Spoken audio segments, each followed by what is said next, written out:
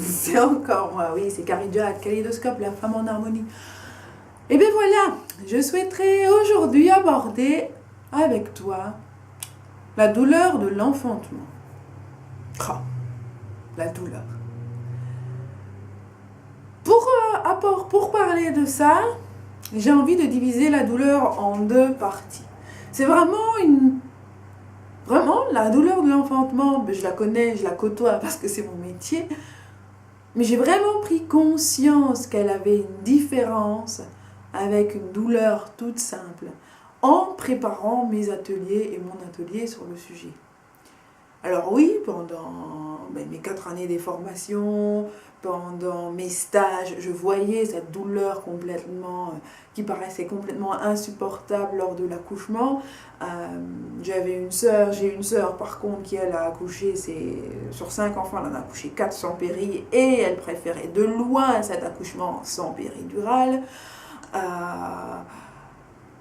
Et cette douleur a toujours été un mystère pour moi, jusqu'au moment où je me pense vraiment sur cette question en tant que sage-femme pour pouvoir accompagner les clientes, mes couples, au travers de ce cheminement et de cette vision.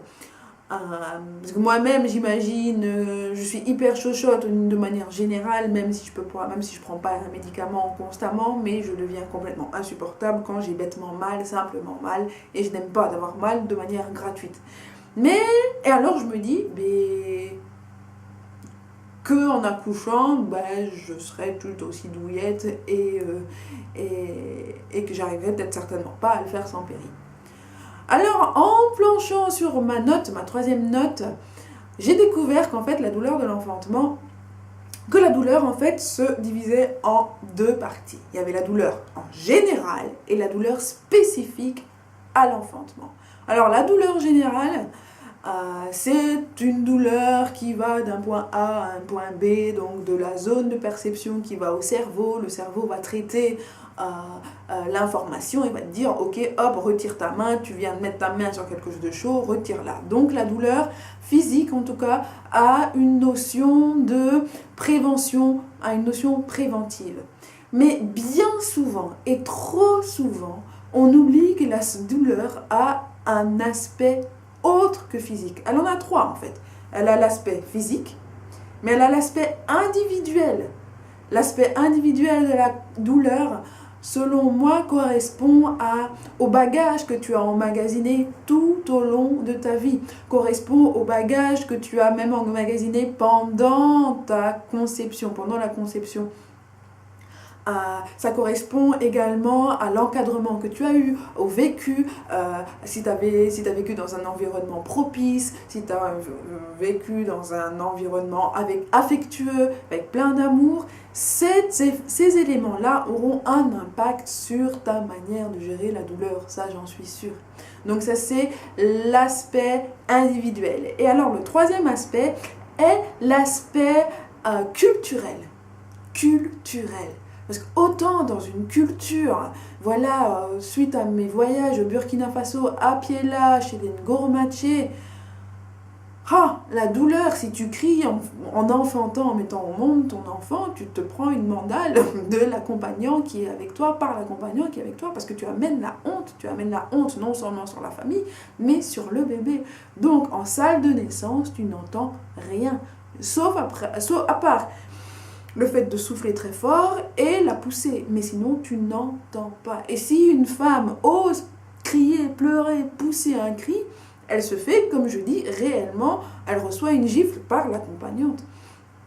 Et de l'autre côté, t'as les méditerranéennes qui, elles, crient tout ce qu'elles peuvent, au-delà même, je pense, d'une douleur réelle, mais parce que justement, dans leur culture, tu deviens une femme et justement, tu peux crier, tu as le droit et tu assois en fait ta notoriété en tant que nouvelle maman et en tant que femme.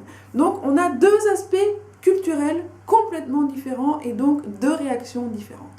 Donc, la douleur, en fait, et je me demande si la douleur de l'enfantement, si on ne travaillait pas sur l'aspect individuel donc l'histoire de ton vécu et l'aspect culturel, est-ce qu'on ne pourrait pas agir ainsi sur la douleur spécifique qui est celle de l'enfantement?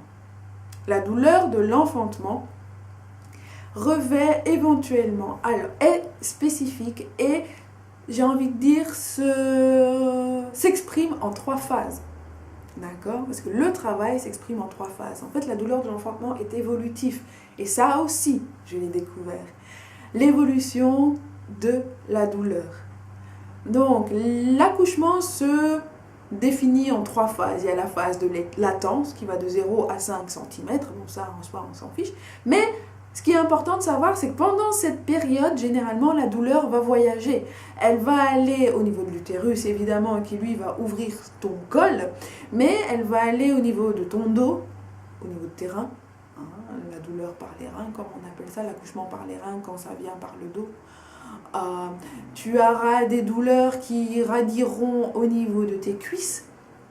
Donc la douleur de la première phase de l'accouchement est vraiment ciblée au niveau, ici, tronçon, abdomen jusque mi-membre inférieur.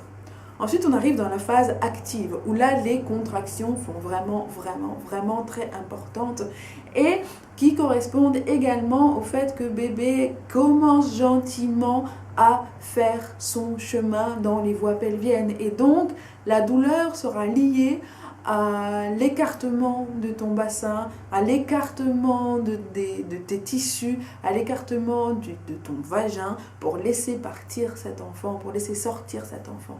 Et ensuite, la troisième douleur serait liée à l'expulsion du placenta, qui est liée donc à des contractions. Donc c'est vraiment ciblé au niveau utérus encore une fois. Mais généralement, ces douleurs-là passent légèrement inaperçues parce que justement tu as bébé dans les mains et tu penses à autre chose du coup. Mais voilà, tout ça pour dire que la douleur a un but et est évolutif. Maintenant, quel pourrait être le but, quels pourraient être les buts de cette douleur? Cette question, j'y répondrai lors de la prochaine vidéo. Ciao, ciao et merci. Bye.